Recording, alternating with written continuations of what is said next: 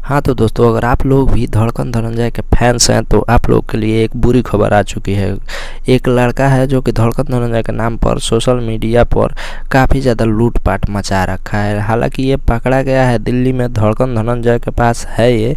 तो आप लोगों को आगे बताऊंगा। इससे पहले कि आप लोग जानना चाहते हैं कि ये किनके साथ फ्रॉड किया है, तो वीडियो को एक लाइक कर दीजिएगा और चैनल को सब्सक्राइब कर दीजिएगा। तो चलिए बताता हूँ। ये शख्स जो आपको स्क्रीन पे दिख रहा है यही है जो धड़कन धनंजय जी के नाम पे काफ़ी ज़्यादा लूटपाट मचा रहा है। लड़कियों के पास कॉल कर के और उनके पास मैसेज करके धड़कन धनंजय के नाम से फेसबुक आईडी बना रखा है और लड़कियों को काफ़ी ज़्यादा लूटपाट कर रहा है।